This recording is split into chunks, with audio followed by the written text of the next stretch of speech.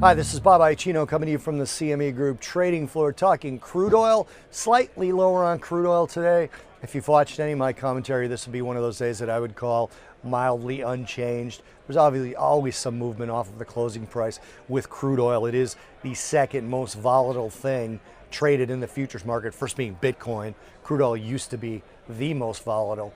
But the current fundamentals for crude oil are pretty mixed, with the seasonal pointing toward a continued bullish trend. But on the fundamental end of things, demand continues to grow, supply being restricted by OPEC. Both of those are kind of bullish factors. But demand is growing at a slower pace, something they call peak demand, which we may be approaching, which I'll talk about in a second. But overall, the fundamentals for crude oil right now are mixed, and with all else equals, the seasonals tend to control the price action, and the seasonals say mid-February to June we rally. Now, because of the increased production out of the U.S., again, that's growing, although not growing as the last time that crude went up above $100 a barrel, not growing as fast, obviously. The fundamentals being mixed like that, the seasonals should probably turn a little bit quicker than June, simply because of that excess U.S. supply. U.S. is now firmly in place as the marginal producer for crude oil. So we've got two sets of inventory data that we get every week, the API coming out later this afternoon, and we've got EIA data tomorrow morning.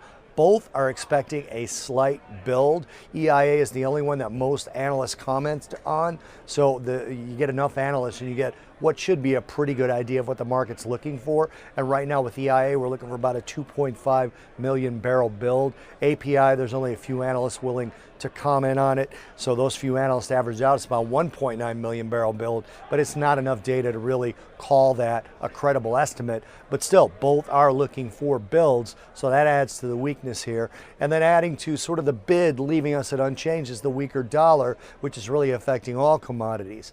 Now, in terms of crude-specific news, again, OPEC is in the news again because they are in Houston at CERAWeek.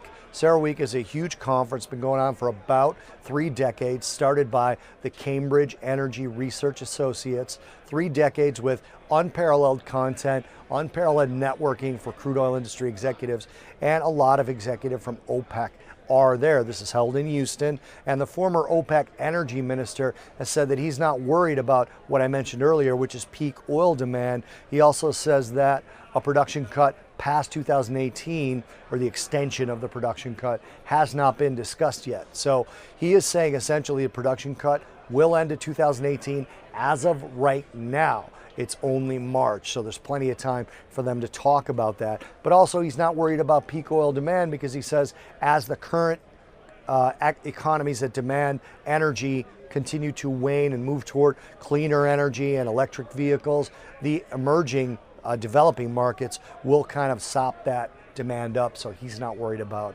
that particular conundrum. But again, mildly unchanged. We had a little bit of a negative tone to crude oil, but not enough to really reference it. This is Bob Iaccino talking crude oil from the CME Group trading floor in Chicago.